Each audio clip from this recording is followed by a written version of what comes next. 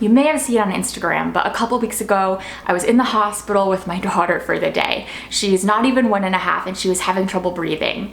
And she's had some serious issues in the past. She has life-threatening allergies and she's had a lot of medical stuff come up, but it was yet another moment of like a scare. Like, she's trying to breathe and she's not breathing right and her oxygen isn't going up despite the treatments they're doing. And so the doctor sent her to the hospital and we were there with her for several hours, and thankfully she's doing much better now.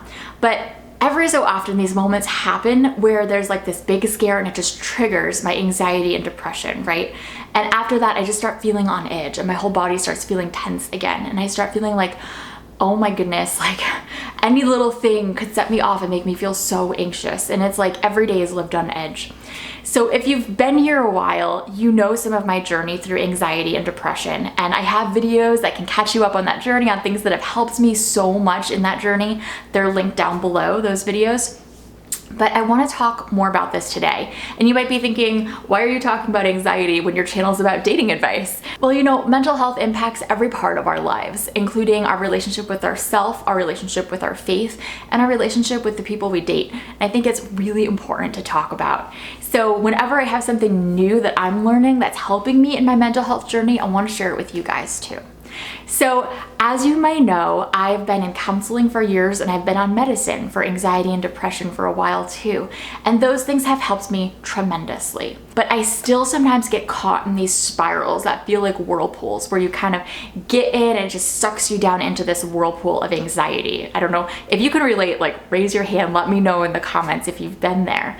And in those moments, I'm so tempted to want to do one of two things. Thing number one is fight it tooth and nail. Be like, I'm gonna claw myself out of this. I'm gonna get out. Like, I can beat this. And it's good to fight through anxiety, but I found that when I'm doing it in one of those spirals, it's like fighting your way out of quicksand. I don't know if you've read about quicksand, but when I was a kid, I was fascinated with this. And if you're in quicksand and you try to fight your way out, you're gonna sink further down. Instead, you have to float. You have to lay there. And I'm realizing that anxiety is much the same way. But I'll get to that in a second. The other thing I tend to do in those moments when I'm in a whirlpool is deny it. Be like, I'm not really in this whirlpool. This anxiety is not happening. Like, yeah, my heart is pounding, and my body is on edge and tense, but like, I'm not anxious. And it's like putting layer after layer of denial on top of my anxiety. And at the end of the day, that doesn't make me less anxious. It just buries the anxiety until it like erupts in this earthquake that like breaks through all the layers of denial and shatters a whole bunch of stuff in my life on top of the denial too. And neither of those are good options. So of course we don't want to give up on working through our anxiety and depression and becoming healthier and finding things that help us in those moments.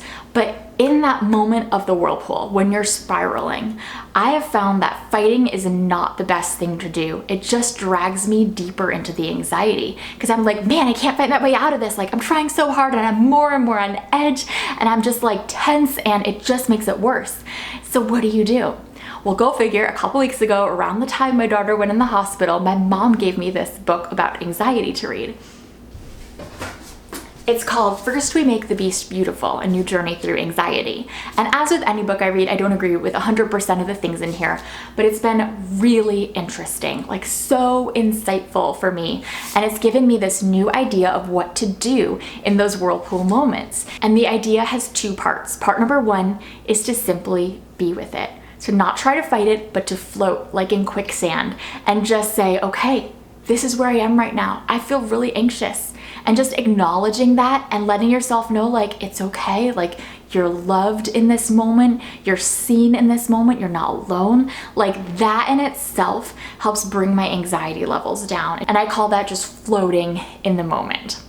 Part number two is to give yourself a mental hug. And this sounded so weird to me at first because I have like a hard time picturing like, how would I give myself a hug? Like, I don't get this. But what I started doing was picturing giving my daughter a hug. Because when my daughter hugs me and she like curls right up on my shoulder and I give her a huge hug, like it's like my whole body relaxes too. So that's the kind of thing I picture in that moment. I picture like giving her a hug and giving myself a hug that way and just letting my whole body relax. And again, it's just like that idea of floating, of just being there.